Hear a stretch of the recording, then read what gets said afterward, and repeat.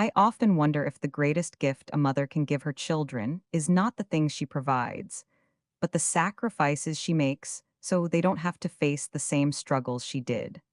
I'm Maya Williams, a 50-year-old woman who has lived through her own fair share of struggles. I could tell you about the years of grief I've carried since my husband passed, but I think you already know how that story goes. It's not just about the loss of love, it's about losing the vision of what your life was supposed to be. I don't like to complain about it, though. Life doesn't care if you complain. It just moves on, doesn't it? So I keep going. Every morning I wake up at 5:00 a.m., make my coffee, and put on the same faded blue apron I've worn for years, ready for another day at the laundromat.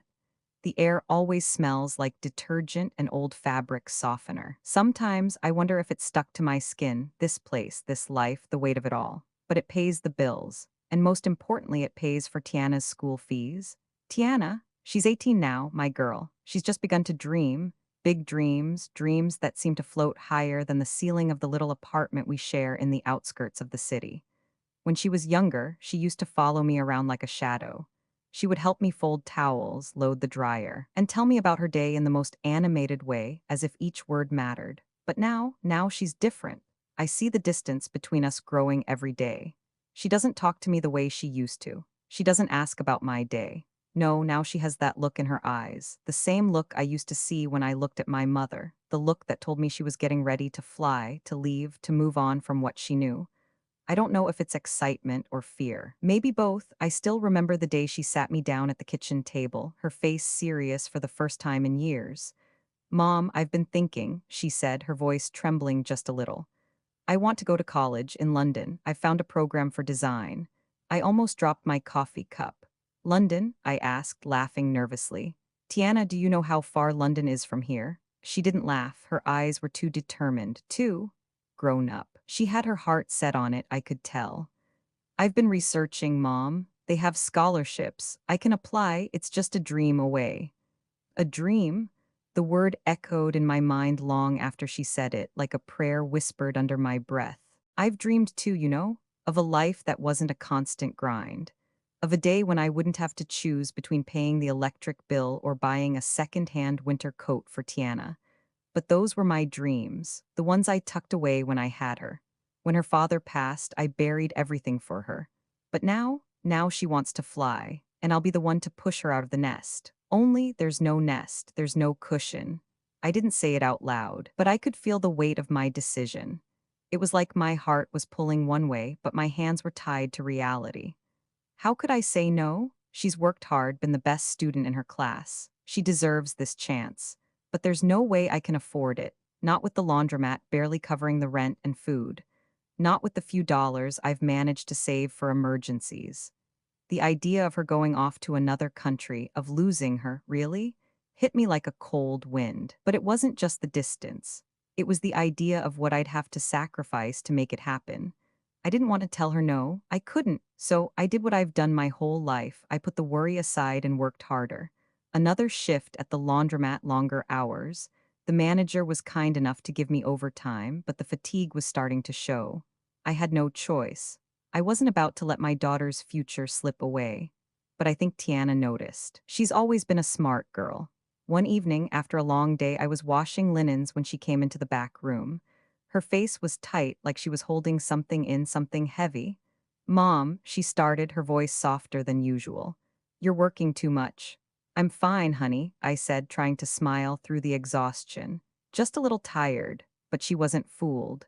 "You're tired all the time. I see it. You don't have to do this. I'm not asking you to ruin yourself for me." The words hit me like a slap, and for a moment I didn't know what to say. The hurt in her voice, the way she looked at me, she wasn't angry, just disappointed. "I'm not ruining myself," I said, my voice low. "I'm doing what I have to do to make sure you have a future, Tiana, your future." Her eyes softened, but there was something else there, something else that scared me. "You don't have to sacrifice everything, Mom. I'm not asking you to do that. Maybe I could." I cut her off a little too quickly. "Maybe you could what?" She stared at me, her lips pressed together in silence. I could see her thoughts racing, her mind trying to piece together the same puzzle I was working on. I didn't want her to see my fear, but I knew she could. I want you to go to college. I want you to go to London. I whispered, the words barely making it past my lips. But I need to find a way to make this work for you, for both of us. Her face brightened, but I saw the unease behind her smile. I'll help. I can work too. I can find a job. No, I shook my head, trying to steady myself. I'll figure it out. You don't have to carry any of this burden. I wish I could have believed my own words, but the truth was I didn't know how much longer I could keep this up. My body was breaking down, and the stress of making ends meet was starting to eat at me in ways I couldn't hide. My hands trembled as I folded the laundry, but Tiana didn't see it. She had her dreams, and I had mine. But now, those dreams were colliding. I was standing at a crossroads, and I didn't know how to move forward.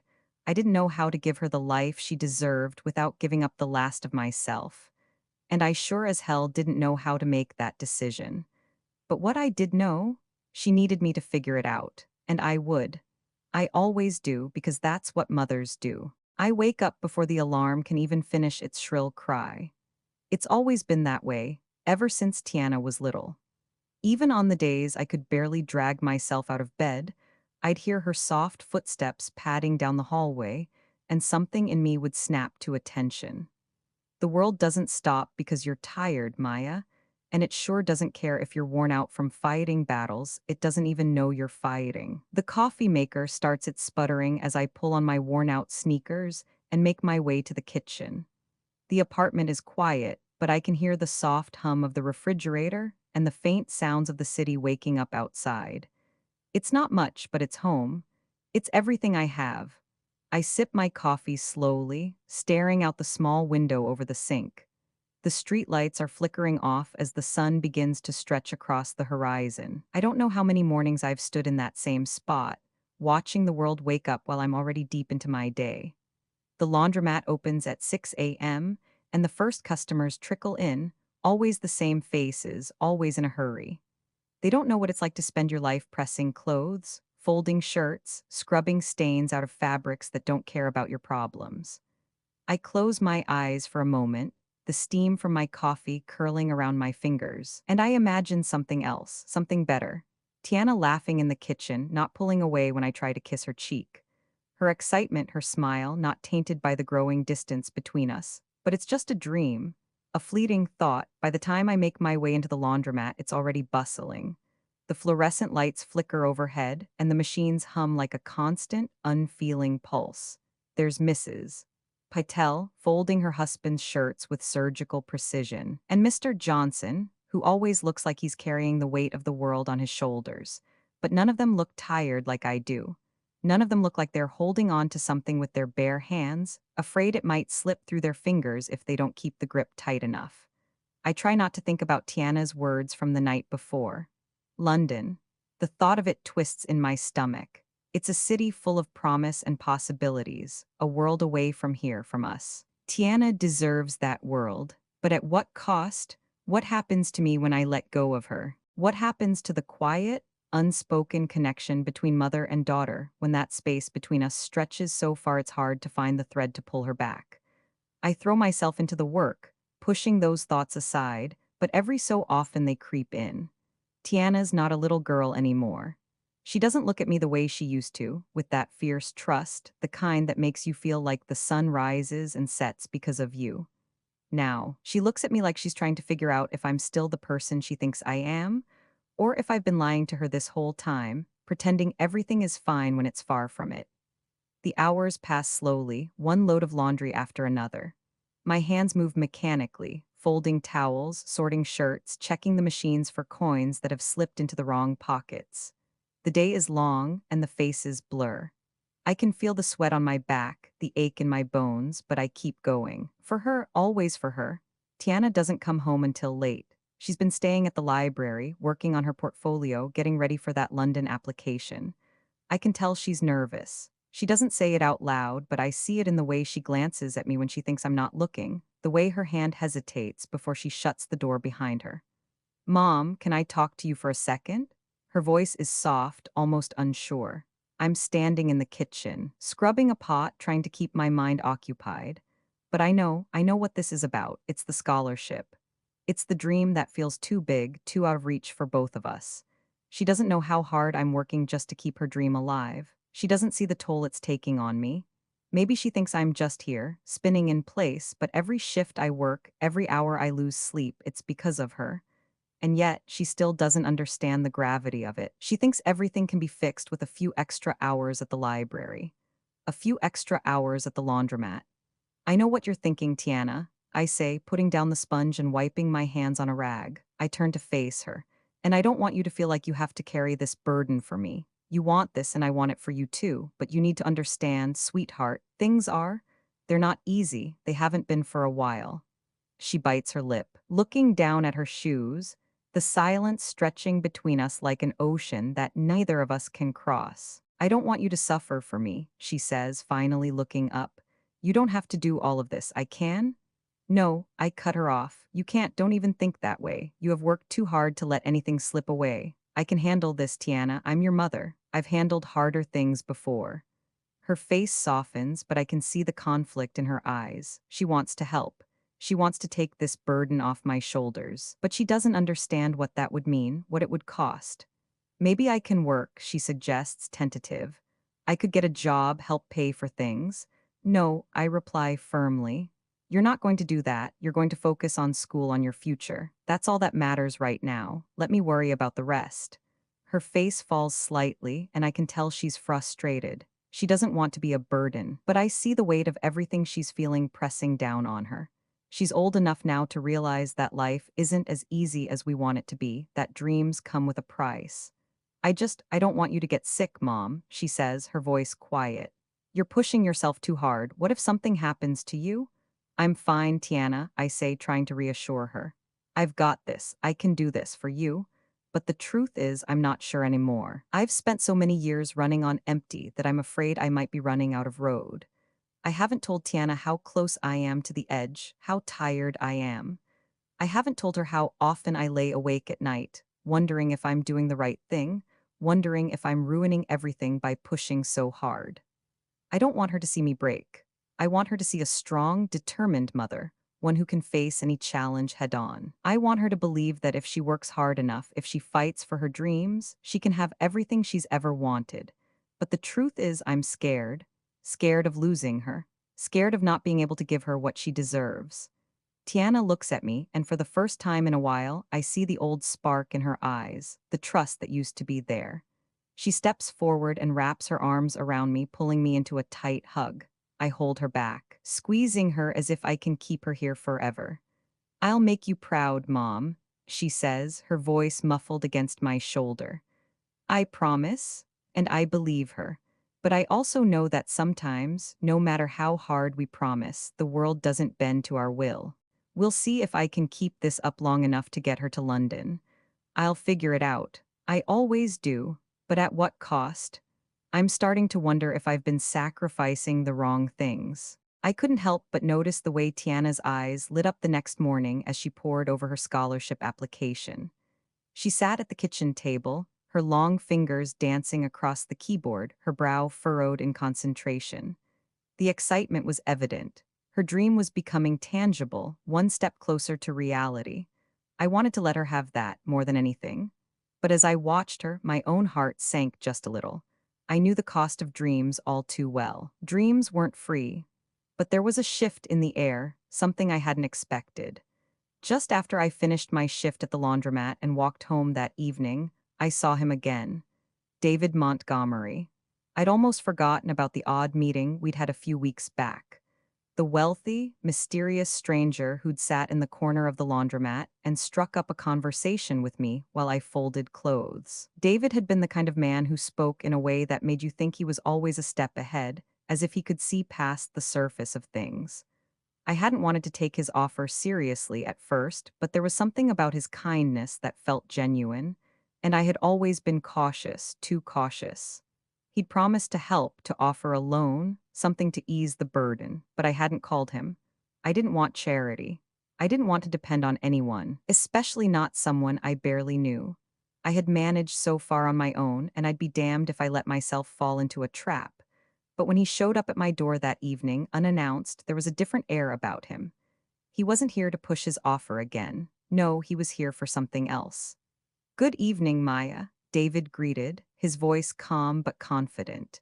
He stood on the threshold of my door, his dark coat reflecting the dim light from the hallway. I know this is a bit of a surprise, but I thought we should talk. I paused for a moment, unsure if I should invite him in. I hadn't exactly expected this, but I opened the door more out of curiosity than anything else. What brings you here, David? I asked, trying to sound casual, though there was a tightness in my chest. May I come in? He asked, stepping closer, his expression unreadable. I stepped aside and motioned for him to come in. He glanced around the small apartment, his gaze softening as he took in the modest furniture and the framed photos on the walls. Photos of Tiana when she was little, laughing and chasing after a kite. Pictures of me when I was younger, before life had made its mark. There were no grand possessions, no lavish things to show for the years I'd worked. Just the moments of a life lived simply. I didn't want to come here without a purpose, David said after a moment of silence, his tone earnest. I wanted to help you before, but I understand if you didn't want to accept it. He paused, his eyes meeting mine with a sincerity that made me question my hesitation. But I've thought about it and I want to help your daughter. She has big dreams, Maya, and I think she deserves the chance to follow them. I was taken aback. What are you saying? My voice was barely above a whisper, my heart beating faster. David took a deep breath. I've spoken to some people I know. I can help Tiana with her application. I can help her get the scholarship she needs to study in London. I've seen her work and I believe in her potential. For a moment, I didn't say anything. My mind was racing. This wasn't just a loan. This was something different, a chance at everything she'd ever wanted. But could I trust him? Why are you doing this? I finally asked, my voice tinged with suspicion. You don't even know us. Why are you offering to help? He looked at me, his gaze steady. I see something in you, Maya, in both of you. You've worked hard for everything you have, and I respect that, but I can see how much you're struggling. I've been there too. I've made my share of mistakes, but I want to make a difference. I want to help. I didn't know how to respond. I didn't know if I could accept such an offer, but I also couldn't ignore what he was saying. Tiana deserved this. And yet, there was something inside me that screamed to be cautious. Nothing came for free, not in this world. But David didn't seem like someone who was trying to get something out of me. There was no ulterior motive, at least not one I could see. I don't want to owe anyone anything, I said quietly, my voice thick with emotion. I've managed this far by myself. I don't want that to change. David nodded, his expression understanding. I get that. I'm not offering you charity, Maya. This is an opportunity. If you don't want to take it, that's your choice. But think about it. Think about what it could mean for her. His words stuck with me long after he left. I spent that night awake, turning over the conversation in my head. Tiana's dream, my fears, David's offer, all of it swirled together like a storm I couldn't control. I could feel the weight of my decision pressing down on me. My daughter, my future, and everything I had worked for were tangled together. How could I give her the world without sacrificing everything I had left? When Tiana came home the next day, I could see that the exhaustion had begun to show in her eyes. She was more tired than usual, and there was a restlessness about her that made me uneasy. She'd been pushing herself so hard, and I knew she wasn't just struggling with her work, but with something deeper, something I couldn't quite put my finger on. Mom, she said softly, her voice barely audible, I don't know if I can do this. It's so much. What if I fail? What if all of this is for nothing? I could feel the weight of her doubt, and it broke my heart. My girl, the one who had always dreamed big, was beginning to doubt herself. I hadn't realized how much pressure I had placed on her. I hadn't realized how deeply her own struggles were beginning to weigh on her. Listen to me, Tiana, I said, stepping closer and taking her hands in mine. You're not in this alone. I'll always be here for you. We'll figure this out, okay? Tiana nodded, but I could see the uncertainty still in her eyes. It was clear that she didn't believe in herself as much as I did. I took a deep breath and made the decision. I've been thinking about what David said. I think it's time we take a chance. I think it's time we let someone help us. Her eyes widened, and for the first time in days, I saw a flicker of hope. You mean it? I do, I said. You deserve this. You deserve a chance at everything you've dreamed of. The next day I called David. There was no turning back now. But as I hung up the phone, I couldn't shake the feeling that something had changed. I had let someone else into our world, and that shift, small as it seemed, was the beginning of everything. And I didn't know if we were ready for what was coming next. The decision had been made, the phone call had been made, and still I wasn't sure what to feel. There's a certain kind of stillness that comes after a decision has been made, a quiet that settles deep in your bones. You've done the hardest part, and now there's nothing left but to wait and see what happens. But waiting, for me, has always been the hardest part. Tiana didn't know I'd called David. She didn't know that the man I'd once brushed off as a kind stranger had become the key to her dreams. I was still processing it all. I wasn't sure if I could let go of my pride, the pride that kept me from accepting help, from feeling beholden to anyone. But I knew one thing: Tiana's dream of studying in London wasn't something I could accomplish on my own. Not without help. And if there was one thing I had learned over the years, it was that sometimes you have to accept help, even when it feels like weakness. I hadn't told Tiana about the phone call yet.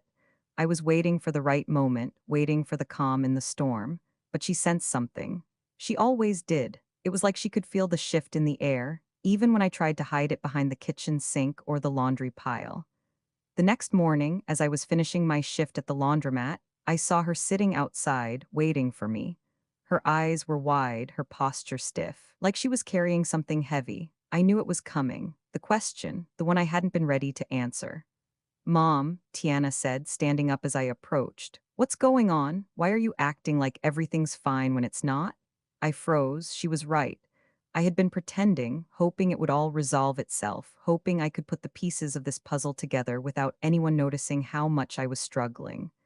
"I'm not acting like anything's fine, Tiana," I said, trying to sound calm, trying to sound like the mother I used to be. I've been thinking about a few things." "About David?" she asked, her voice laced with suspicion. "Mom, you don't have to do this. I told you I can make it work. I don't want anyone to." "Don't." My voice was sharp, more cutting than I meant it to be. "Tiana, please, let me explain." She took a step back, her arms crossed tightly over her chest. A sign I knew all too well. The walls were going up again. The walls I had spent years building between us, one small brick at a time.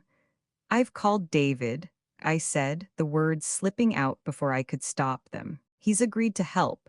Tiana's face turned pale. She looked at me, her eyes wide with confusion, anger, hurt, all tangled together in one sharp glance. "Help? Help how, Mom? I don't need his help. I don't need anyone's charity. I can do this on my own." Her voice cracked with emotion, and for a second I thought she might cry. But she didn't. Instead, she turned away from me, walking towards the small park bench near the laundromat, where we used to sit after school, laughing about everything and nothing. Now it felt like a different world. I followed her, sitting down beside her on the cold metal bench. "Tiana," I started, my voice softer now, "you don't have to do everything by yourself. You don't have to carry all this weight on your shoulders. I see how hard you're working, and I see how tired you are. I see it in your eyes. You're not a burden to me. You never have been. But I need to help you, even if it means stepping outside of what I'm comfortable with." She didn't answer right away. Instead, she stared down at her hands, her fingers fidgeting with the edge of her jacket sleeve. It was a moment of silence that stretched far too long, like a gap between us that neither of us knew how to fill. "I know you want what's best for me, Mom," she said, her voice small now, like she was unsure of her own words. "But I don't want you to lose yourself. I don't want you to give up everything just so I can go to some school far away. I don't want you to regret it." I reached out and took her hand, gently, trying to bridge the distance that had formed between us.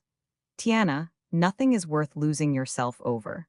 But sometimes we have to trust that the people who want to help us aren't doing it out of pity. They're doing it because they believe in us. They see something in us that we can't always see in ourselves." She didn't pull away. That was progress, I told myself. She was listening, and that was enough. "I know you're scared," I continued, "but I'm scared too. We're both scared of different things, but I'm here, Tiana. I'm not going anywhere. And if this is what it takes for you to chase your dreams, then I'll do whatever I can to make it happen." She looked at me then, and there was something in her gaze, something soft, something that told me she finally understood. She squeezed my hand. "I just want to make you proud, Mom. I don't want to let you down." "You've never let me down," I said, my voice thick with emotion. "Not once." The next day, David called. I had told him about Tiana's reaction, her hesitations, and he understood. He wasn't in any rush. He He wanted to make sure that we were both comfortable with the decision. "I'm not trying to force anything, Maya," he said. "I just want to make sure that this opportunity is something that truly helps, that doesn't complicate things further. We can take it one step at a time. I'm not asking for anything in return. I just believe in your daughter's potential." His words calmed something inside me. Maybe I had been too quick to judge him, to assume he had some hidden agenda. Maybe, just maybe, he was just a man who saw something worth saving. "I'll talk to Tiana," I said, my voice steady. "We'll figure this out together." And so we did, slowly. Over the next few days, I talked to Tiana about David's offer again, and this time something had shifted. She was still unsure, still scared of the unknown, but the spark that had once been so clear in her eyes was starting to flicker back to life. "I don't know if I can do it, Mom," she admitted one night, her voice barely above a whisper. "But maybe I can try, maybe we can try." That was all I needed, because trying was enough. Trying meant hope. And hope, after everything we had been through, was something we could both hold on to. The next step was scary, but we were going to take it together. And maybe, just maybe, we'd both find out what it meant to let someone help without fear. The days following Tiana's tentative decision felt like they were unfolding in slow motion, like the world was waiting for us to make the next move. I kept replaying our conversation in my head, the moment when she finally admitted that maybe, just maybe, this could be the chance she needed. A part of me wanted to cling to the quiet stability we had, the life I'd built around just the two of us. But another part, the part that had been hiding for so long, knew it was time for something bigger. David had been true to his word, keeping his promise to help without pressure. He wasn't in our lives in a dramatic way, not yet. It was almost as if he understood that this transition needed to happen slowly. He arranged a meeting with the admissions team at the university in London, giving Tiana the opportunity to apply without the financial stress looming over her. That was the moment I realized we were stepping through a door that had always seemed too far out of reach. But the handle was right there in front of us, and all we had to do was turn it. Tiana still had reservations, of course. She was reluctant, still weighed down by the reality of what leaving might mean, what it might cost. I could see it in the way she hesitated to pack her things, the way her eyes flitted from the application forms to the half-empty suitcase lying on the bed. It wasn't just about school anymore. It was about growing up, about stepping into a world that had always seemed so distant and doing it alone. The night before she left for her final interview with the university, I stood in her room while she folded her clothes, both of us lost in our thoughts. I had always been the strong one, the protector, the one who held everything together, but tonight, I wasn't sure how to help her make sense of the storm of emotions she was feeling. "Mom, what if I fail?" Tiana asked, the words coming out in a rush like she couldn't keep them inside any longer. "What if I don't fit in? What if I can't do it?" I took a deep breath, trying to quell the wave of doubt that had been building in me for days. "Failure's a part of the process, Tiana. It's not the end, it's just a step toward getting where you want to be." She looked at me, her eyes wide, searching for some kind of reassurance. "But what if I fail and it's too big of a fall?" I walked over to her, sitting on the edge of her bed. "Then we'll pick you up. No matter what, we'll pick you up." There was a long pause, the weight of everything pressing on both of us. I could feel the tension in the room, the space between us that had been growing ever since she'd started thinking about leaving. It wasn't just about the distance or the school, it was about the unspoken understanding that once she left, things would change between us. It would never be just the two of us again. "I know I'm scared, Mom," she whispered, finally sitting beside me. "But maybe I'm more scared of not trying, of not knowing what I'm capable of." The words settled into my heart like a warm hug. My daughter, this girl who had grown from a little girl running after me to this strong young woman who was ready to chase her dreams, even if it meant stepping out of her comfort zone. "Then go," I said, the words slipping out before I could stop them. "Go and find out what you're capable of." The next morning, she left for her interview, her steps hesitant but determined. I stood in the doorway, watching her go, her bag slung over her shoulder, her face a mix of excitement and uncertainty. It wasn't until she was halfway down the steps that I realized I hadn't said anything about David. That conversation was still hanging between us, unspoken. and I wasn't sure if it should remain that way or if I needed to finally tell her about the help he had offered, the help that had made all of this possible. I didn't want her to think she had to rely on him, but at the same time, it felt like a betrayal to keep it from her. I didn't want her to feel that she couldn't trust me, especially now when things were changing so fast. I sat down at the kitchen table, trying to find the right words, but none of them seemed enough. It wasn't just about David's money. It was about the fact that, for the first time in my life, I had let someone else into our world, into our fragile little bubble. When Tiana came home later that afternoon, she was different. Her eyes were bright, her energy more electric than I'd seen it in weeks. She was excited, and though the uncertainty was still there, it had shifted. She had seen the possibility of her dream, and the weight of that was enough to carry her forward, even through the fear. I did it, she said, rushing in and dropping her bag by the door. I got the interview. And the interview went great, Mom. They seemed really impressed by my portfolio, and they said I have a good chance. I couldn't help but smile, the pride swelling in my chest. I knew you could do it, baby. But there's something I need to tell you, she said, her voice suddenly serious. I've been thinking, and I don't want to leave anything unsaid. Before she could continue, I put my hand up, stopping her. Tiana, I want to talk to you about something first, I said, trying to steady my nerves.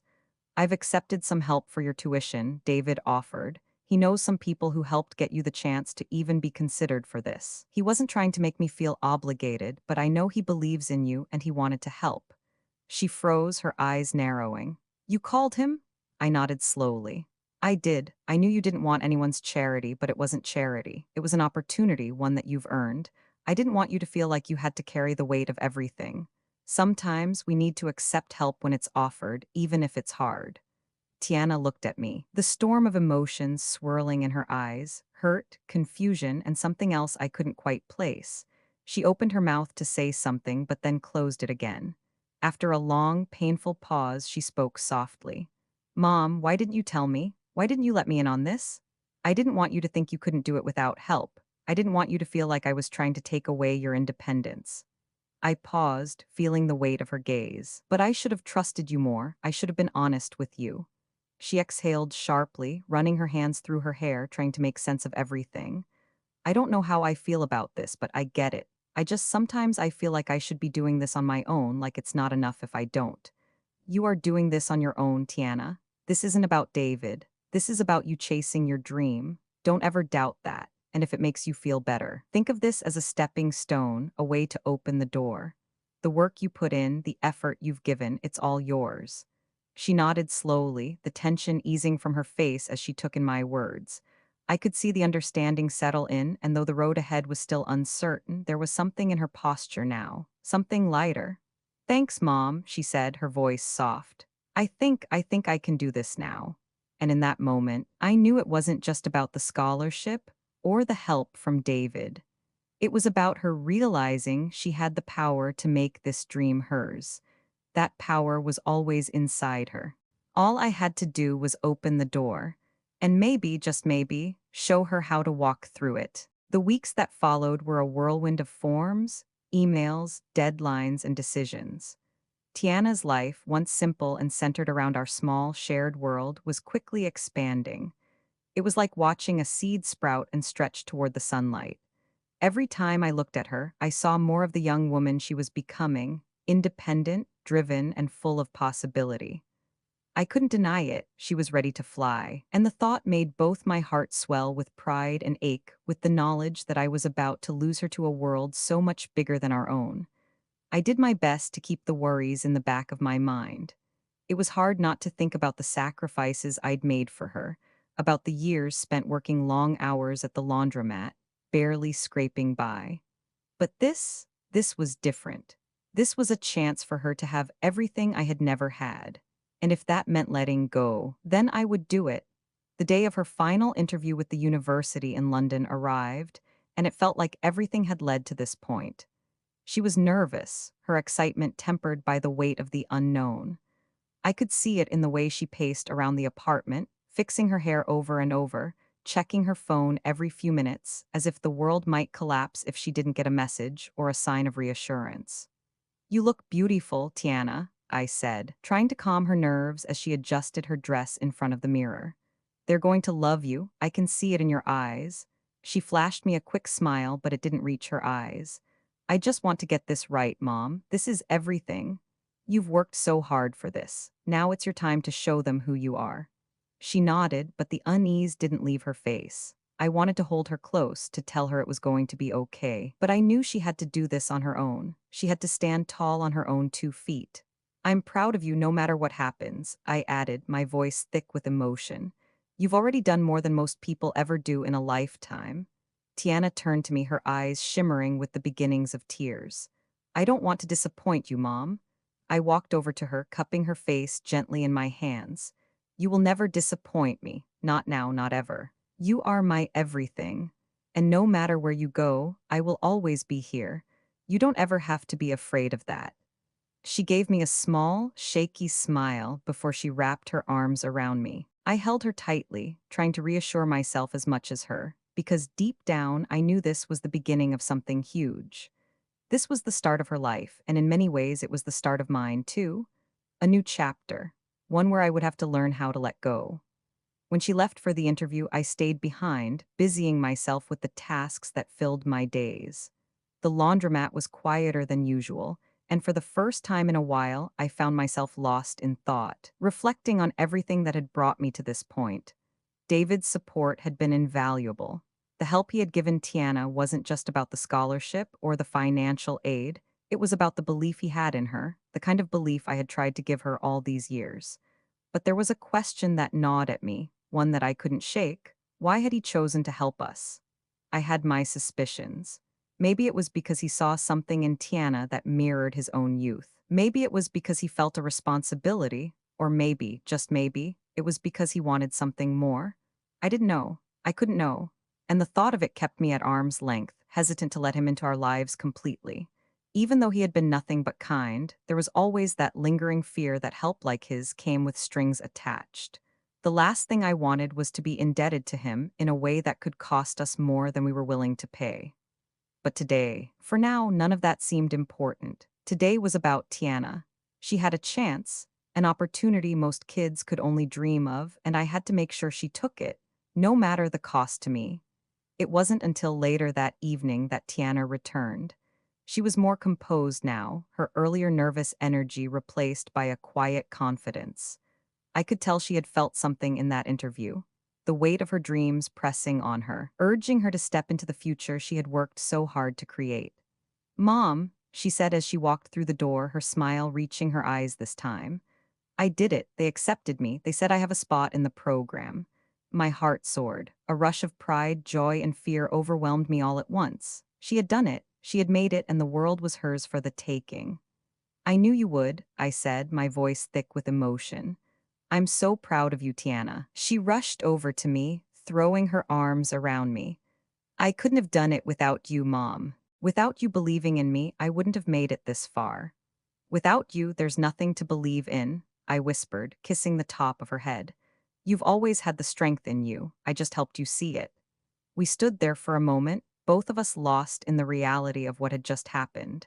This was the moment I had been waiting for, the moment that would change everything. But as the evening wore on and Tiana called her father and friends to share the news, I found myself standing in the kitchen, my thoughts drifting. I had let go in a way. I had opened that door for her, let her step through it, and now I was facing the silence that came after. The quiet of our small apartment seemed louder than ever. The space between us seemed to grow with each passing minute. The next few days passed in a blur of celebration and preparations. There were forms to fill out, flights to book, goodbyes to say. Tiana was flying halfway around the world, and in just a few short weeks, I would have to learn how to live without her under the same roof. The thought of it tightened my chest, but I forced myself to smile, to help her get ready for what was coming. This was her future, and nothing, not even my heartache, could take that away from her. On the evening before her departure, I held her close, just as I had the night she was born, and whispered, I'll always be here, no matter how far you go. You've got the world at your feet, Tiana, never forget that. She pulled back slightly, looking at me with tears in her eyes. I won't, Mom, I promise, and I believed her. I believed that no matter where life took her, she would always find her way back to me. The bond we shared would never be broken, and I would always be here, waiting for her, proud of the woman she was becoming. As she turned to pack the last of her things, I felt the weight of everything finally lifting. For the first time in a long while, I wasn't afraid of what was coming. The door was open, and so was my heart. Tomorrow, she would take flight, and I would be ready to watch her soar. The day Tiana left for London was one I had been dreading for months, but it came faster than I had anticipated. The morning was bright, the sun casting long shadows across our small apartment as we packed the last of her things into a suitcase that was just a little too big for what she needed. I didn't know if it was the excitement or the anxiety that made her hands shake as she folded clothes, but I could see it. I could feel it too. This was the moment I had spent years preparing her for, but even then, I didn't think I was ready. We didn't talk much during the last hours before she left. It was as if words had become too heavy, too unnecessary for the gravity of the moment. I kept myself busy with last minute details, checking the itinerary, making sure she had everything she needed, but all the while, I was hyper aware of the silence between us. The things I wanted to say, things that I should have said long before, were stuck in my throat.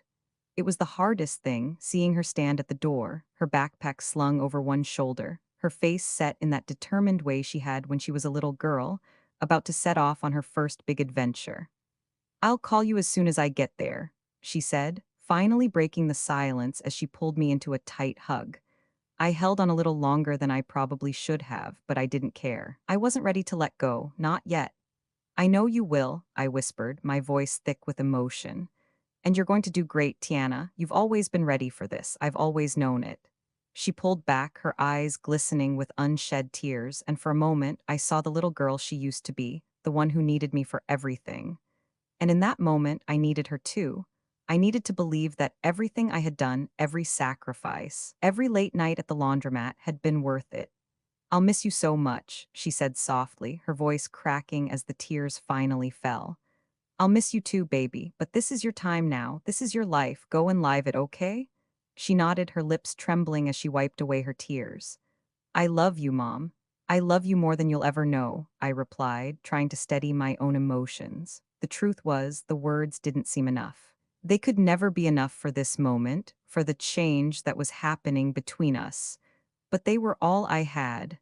And then she was gone, stepping out of the door and into the world. It felt like a part of me went with her. The emptiness that followed her departure was suffocating, and for a long time I just stood there, staring at the door she had closed behind her, as if waiting for it to open again. The house was quieter after she left, far quieter than it had ever been. I moved through the apartment like a ghost, doing the things that needed to be done, but without the same energy I once had. The hum of the laundromat, the constant flow of customers, the familiar tasks, it was all there, just like it had always been, but something was missing. The energy, the purpose, the reason I had worked so hard, it was all gone. I tried to distract myself, but there was no hiding from the truth. I missed her. The space she left behind wasn't just physical, it was emotional. Her laughter, her stories about school, her dreams about the future, those things were absent now, and I realized just how much of my world had revolved around her. All those years of sacrifice, all those quiet nights when I stayed up working late, making sure we had enough to eat, every choice I made had been for her. But now it felt like I was walking through a different life, one that didn't have her in it. I walked into her room and stood there, staring at the empty bed. Her things were gone, neatly packed away, and the room felt cold, devoid of the warmth that had once filled it. The chair she had always used to sit at when she did her homework. The desk cluttered with papers, the clothes hanging from the door, they were all gone. I didn't want to admit it, but the emptiness was suffocating. I couldn't remember the last time I had allowed myself to feel this alone. I had spent so many years focused on her, on making sure she had everything she needed, on preparing her for the future. But now that she was gone, I was left with nothing but the quiet. The first few days without Tiana were the hardest. The mornings felt wrong without her there, without the sound of her footsteps, the smell of her shampoo filling the hallway as she rushed to get ready for school. I found myself waking up earlier than usual, unable to sleep through the night, my mind constantly turning over the what ifs. What if she got homesick? What if she missed her flight? What if in this new life she forgot about me? I hated the feeling of being insignificant in the wake of her departure. I threw myself into work, as I always did when I needed to drown out my emotions, but it wasn't enough. It never was. The customers came and went, the laundry was folded and pressed, but my thoughts kept drifting back to her. Was she okay? Was she happy? Was she adjusting to the new city, the new culture? I tried calling her once, the first night she arrived, but she didn't answer. My heart sank as I left a message on her voicemail, my voice shaky as I told her I missed her and hoped everything was going well.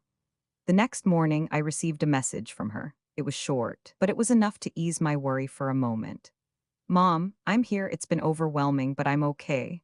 London is everything I thought it would be. I'm scared, but in a good way. I'll call you later. I love you. The message hit me harder than I expected. I read it over and over, each word a lifeline, each sentence a thread connecting us across the miles. I realized in that moment that she was still there, still the same girl who had needed me so much. But now she was carving out her own space in the world. It wasn't easy for her either, but it was happening, and that was all that mattered.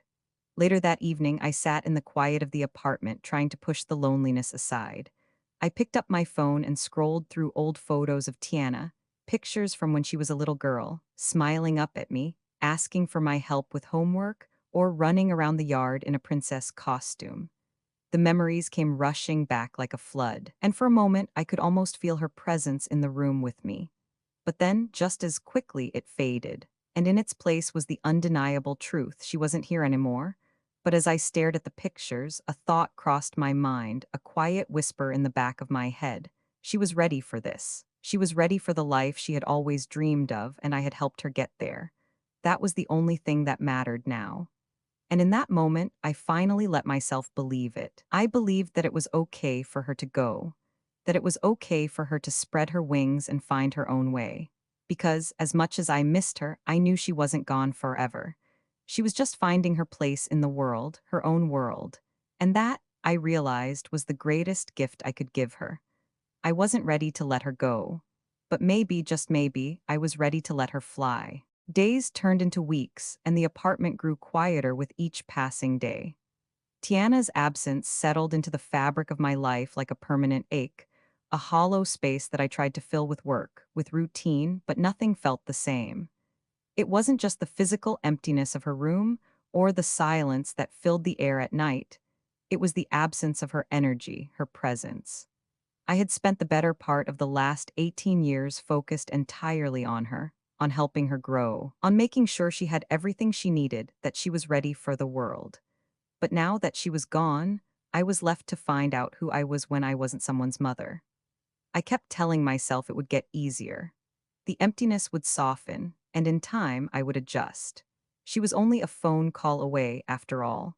And yet, no matter how many times I tried to convince myself that things would return to normal, there was a nagging voice inside me that reminded me they never would. She wasn't coming back, not in the same way. The first few weeks were filled with texts and sporadic phone calls. Tiana was busy settling in, exploring the city, making new friends, attending classes. She was thriving, I could tell by the way she spoke. Her voice was more confident, more assured. She had a new life, and though it broke my heart, I was proud. But with each phone call, I could hear the distance between us growing. Not in a bad way, no. It wasn't that, but in the way that happens when someone steps out into a new world and becomes someone different in the process. She wasn't the same girl who left 2 weeks ago, and neither was I. One evening, as I sat on the couch after work, my phone buzzed with an incoming call from her. My heart skipped a beat, the familiar jolt of excitement rushing through me. I hadn't heard from her all day, and I was eager to hear about her day, about how things were going. Maybe this time we'd talk longer, share more. I picked up the phone with a smile. "Hey baby, how's everything going?" "Hi Mom." Her voice came through with a mix of excitement and exhaustion. "Everything's amazing. I'm loving London, but I'm just really tired. It's been so busy and I still have a lot to adjust to. But I'm doing well. How about you?" "I'm good," I said, trying to mask the tightness in my chest. "Busy as always. Same old, same old." There was a pause on the other end, and I could almost hear the gears turning in her head. I miss you, Mom. I wish you were here to see all of this. It's everything I've dreamed of and more. I miss you too, Tiana, I said softly, my throat tightening. I'm so proud of you, you know that? Everything you're doing, it's incredible. She laughed, a sound that still felt like home to me. I don't know about incredible, but I'm definitely trying. I smiled, but the smile didn't reach my eyes. There was a distance in her voice now, a quiet change I couldn't ignore. Maybe it was the time zone difference, or maybe it was just the inevitable gap that formed between mother and daughter when one left to chase her dreams. But no matter what, I felt it. I just wanted to hear your voice, she continued. I was thinking about you today, and I think I'm finally starting to feel like I belong here. I mean, I'm still scared, but it's the kind of scared that makes me feel alive. You know? I felt a lump form in my throat, my heart swelling with pride. But at the same time, there was a sting, a quiet ache that reminded me of how far we had come and how far we still had to go. I'm so happy for you, I said, my voice thick. I'm glad you're happy. You're always going to be my home, Mom, she said, her voice softening. No matter where I go, no matter how far I get, you're always going to be my home. Her words hit me like a wave, crashing into the wall I had built around my emotions. I didn't know how to respond. All I could do was let her words wash over me, knowing that she was right. She would always be my home, too, but home wasn't just a place anymore. It was a feeling, a connection, and right now, that connection felt like a thin thread stretched across an ocean. I know, sweetheart, I finally said, my voice barely above a whisper. I know.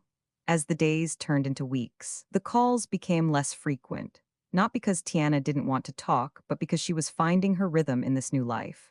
The life that didn't have me there to pick up the pieces, to hold her hand when things got tough. She was learning how to stand on her own, and I was learning how to step back, to let her go. I still felt the ache in my chest every time I passed her empty room, but I told myself it was okay. I had raised her to be independent, to go after what she wanted, and she was doing it. But even knowing that didn't stop the loneliness that crept in when the apartment was quiet, when I had no one to talk to but myself. Then, one evening, I received an unexpected text from her. It was short, just a few words, but the weight of it hit me hard. Mom, I'm coming home for Christmas. I miss you. I need to see you. The floodgates opened. Tears filled my eyes as I sat there, staring at the screen, my heart catching in my throat. Christmas? She was coming home.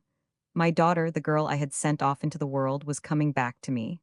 I couldn't help the smile that stretched across my face, nor the warmth that spread through my chest. She missed me. She wanted to come home. For just a moment, it felt like everything was as it should be again. The next few weeks flew by in a blur of preparations, plans, and excited anticipation.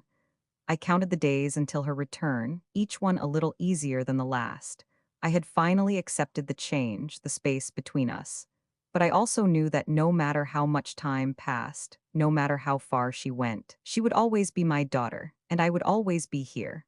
When Tiana walked through the door on Christmas Eve, I nearly collapsed from the rush of emotion. She looked the same, but different too. The girl I had sent away was now a young woman, standing before me with a smile that could light up the room. I opened my arms to her, and she came running into them, wrapping herself around me like she never wanted to let go. I missed you so much, Mom, she whispered, her voice thick with emotion. I missed you too, baby, I replied, my voice catching in my throat. I'm so proud of you. We stood there for what felt like an eternity, holding each other, feeling the distance we had bridged in that single, perfect moment. And as we pulled away, I realized something I hadn't fully understood until then.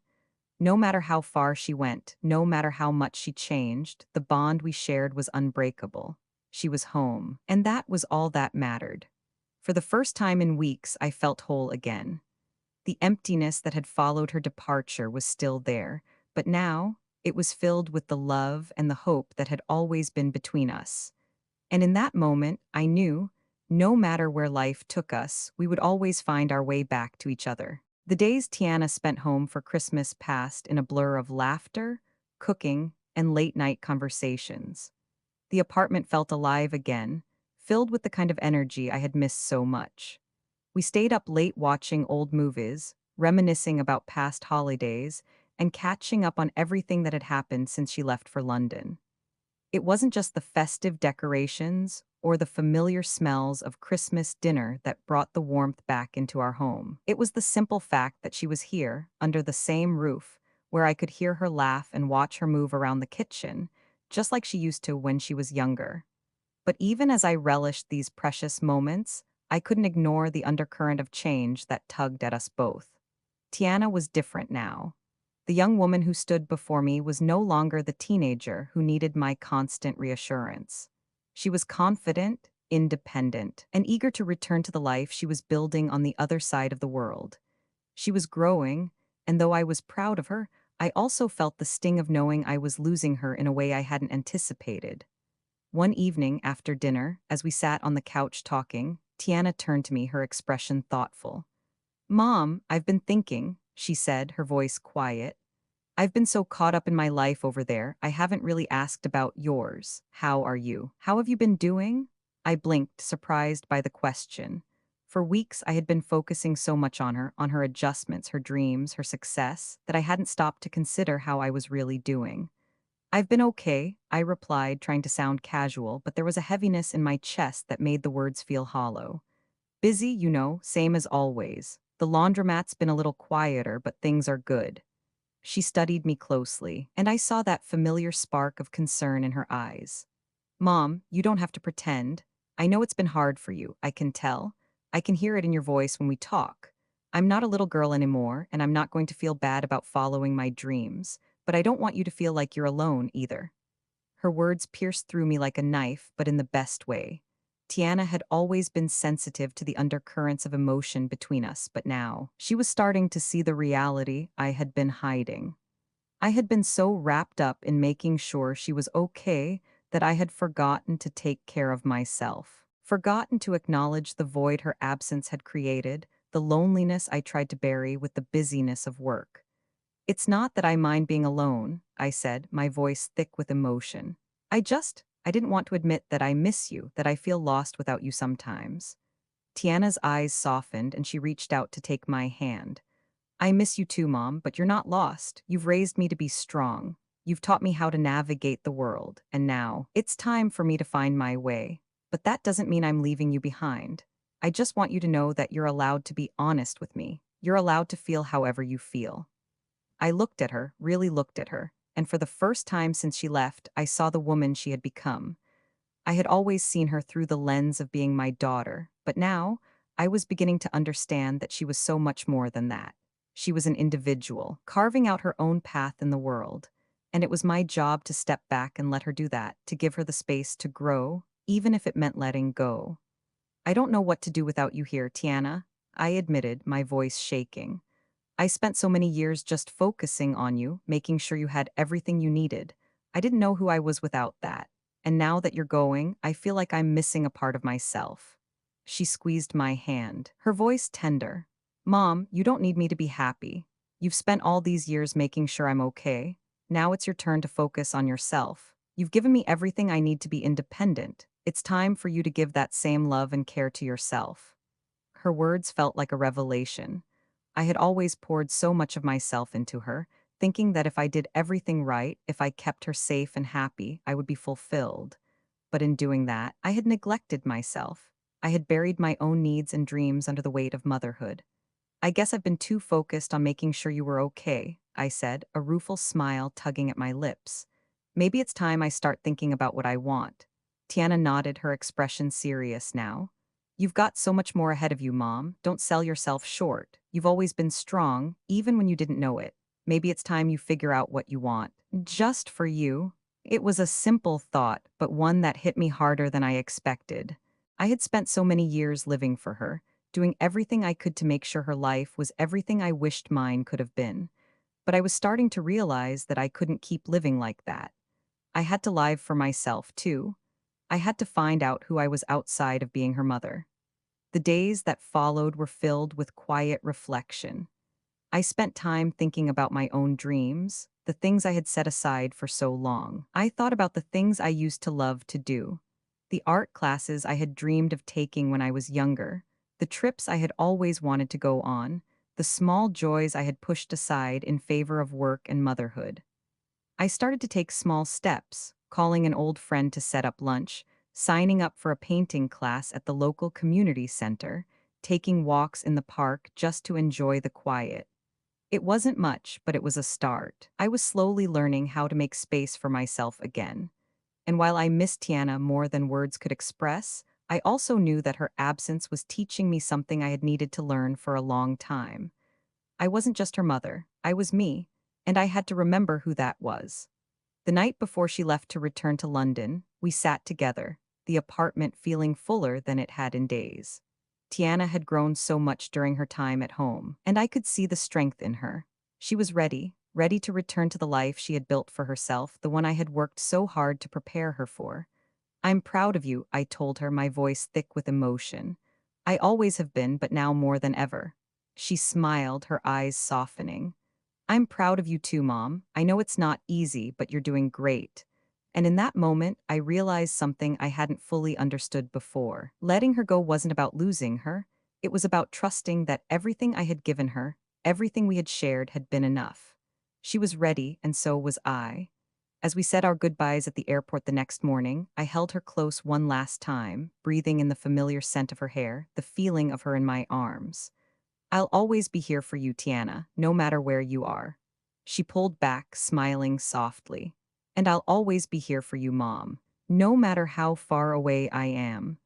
I watched her walk through security, a sense of peace settling in my chest. She was ready, and so was I. Tiana's flight left that morning, and as the plane took off, carrying her back to London, I stood in the terminal, my heart caught between joy and sadness.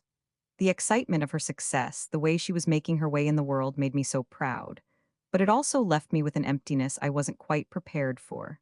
The airport, filled with people saying goodbye, was alive with emotion, some excited, some heavy with grief. And there I was, standing on the edge of my own emotions, unsure of what to feel.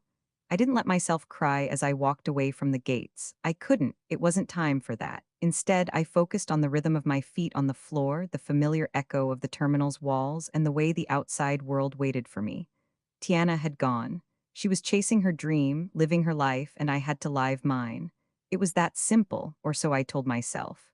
The weeks following her departure were a slow process of adjustment.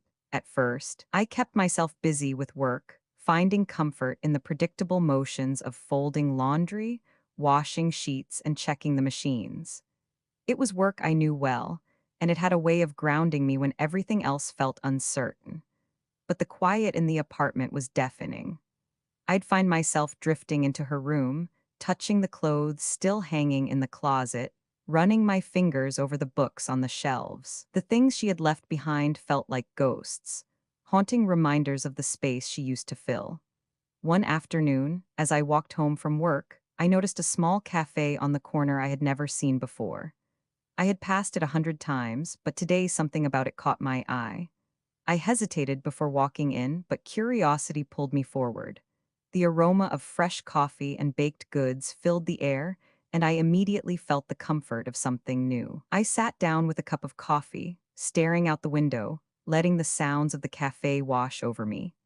I was alone, and that should have felt lonely, but instead it felt peaceful. The world outside was still spinning, and I was finally realizing that I wasn't just waiting for Tiana's return. I was starting to live again, too. I wasn't ready to jump back into the whirlwind of the life I'd left behind, the one I had paused while raising her. But I could feel the stirrings of something new, a space that was mine, one I had neglected for too long. Maybe it wasn't about moving on, but about moving forward, finding my way back to myself. A few days later, I decided to take that first step. I enrolled in a night class at the local community center, a painting class.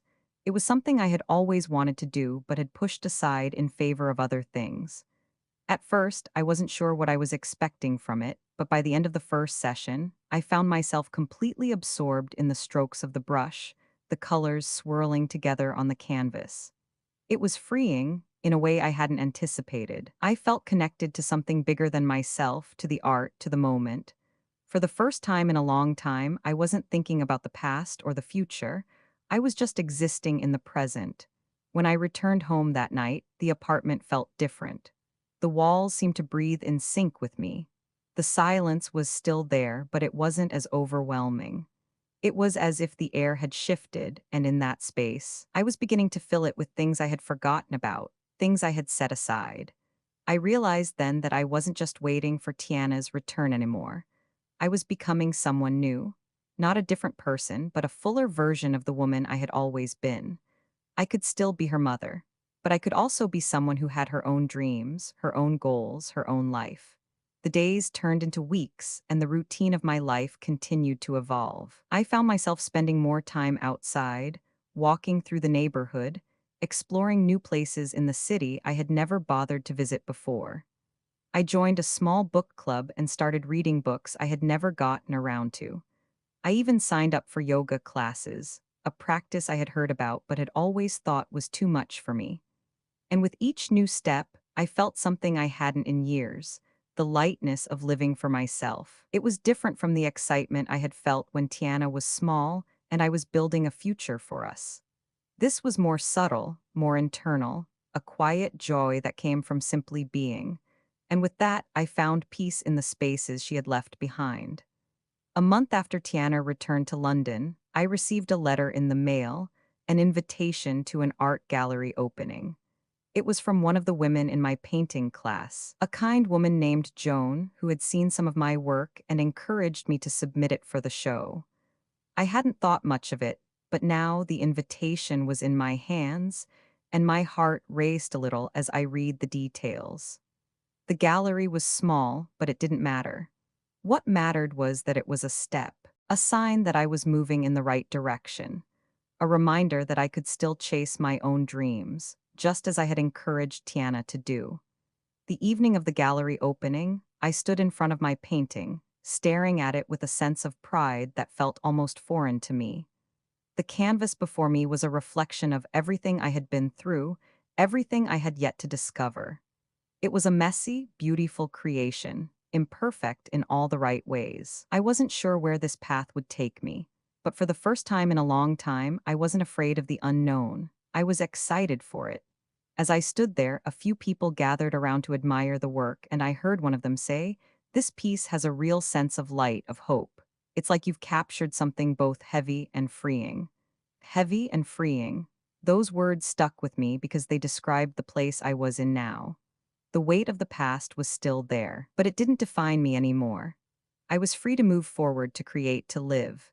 And as the night wore on, I felt a sense of connection with the people around me, not because we were all artists, but because we were all simply human. We were all finding our way, one brushstroke, one step at a time. That night, when I returned home, I took a deep breath and looked around the apartment. The walls, the empty spaces, they were mine now, and I was beginning to fill them with pieces of me. Tiana was still out there, building her own life, and I was doing the same. But in that moment, I realized that it wasn't about filling the empty space she left. It was about creating new spaces, spaces where I could be both her mother and my own person. I wasn't lost anymore. I was exactly where I needed to be, and so was she. The months after the gallery opening felt like a slow, steady rebuilding of my life. Each day was a new chance to explore something I hadn't considered before. I had always been the kind of person who put everything aside for others: Tiana, work, the demands of daily life. But now I was putting myself back on the map, reminding myself that I, too, deserved to chase dreams. I was learning that it wasn't just about the big accomplishments, the grand moments of success, but about the quiet, everyday victories, those moments when I could sit in the stillness of my own life and say, "I'm here and that's enough." Tiana had sent me pictures of her first art exhibition in London, a collection of student works displayed at a cafe on the edge of the city. She had texted me early one morning, saying she was nervous but excited. I could see the way her eyes sparkled in the photos, the joy and pride in her smile. She was making her mark, carving out a space in the world I had once dreamed of for her, and she was doing it with the same resilience and heart I had seen in her since she was little.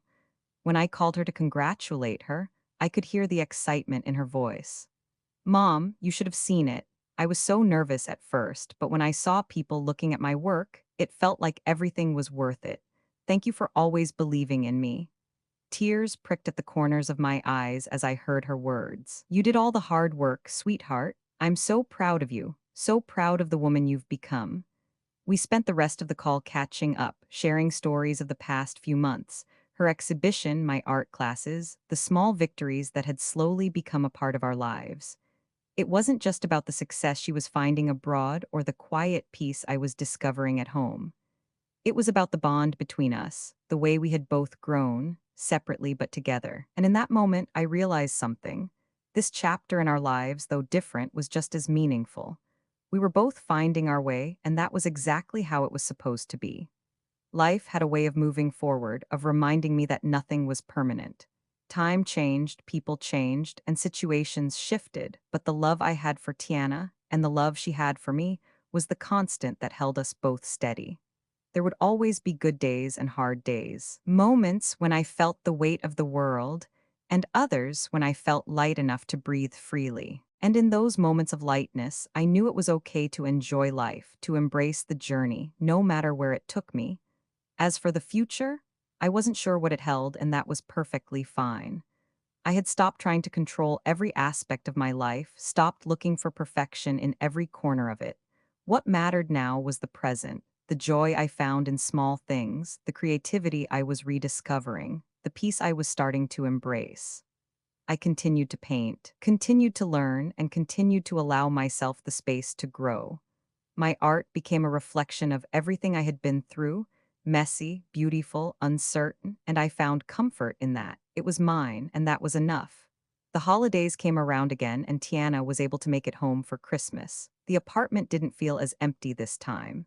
When she walked through the door, I realized just how much had changed, how much had grown between us. She was still my daughter, the same girl I had raised, but she was also someone new, someone independent, someone I could admire for her strength, her resilience, and her heart. I missed you, Mom, she said, wrapping her arms around me tightly as we greeted each other. But I'm glad I'm home. This feels right. It feels right to me too, I replied, pulling her close. No matter where you go, this will always be home.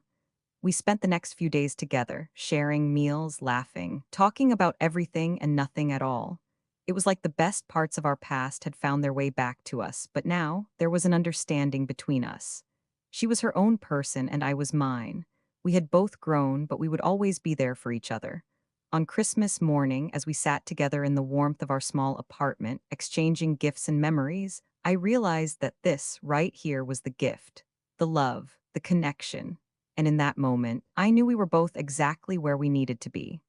As I reflect on this journey, this story of motherhood, dreams, and self discovery, I am filled with a deep sense of gratitude, not just for the moments of joy, but for the challenges, the lessons, and the growth that came with them.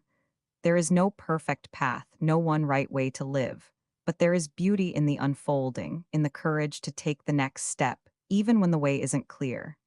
To my readers, I want to say thank you. Thank you for joining me on this journey, for reading the words that were born from a place of love and learning. I hope this story resonates with you in some way, whether you are a parent, a dreamer, or someone navigating the complex beauty of life. May you find the strength to pursue your own dreams, to embrace the changes that come with every season, and to cherish the relationships that make life meaningful. Wishing you all good health, happiness, and a future filled with love and possibility. May your own journey be filled with the light of understanding and the warmth of connection. Thank you for being a part of this story.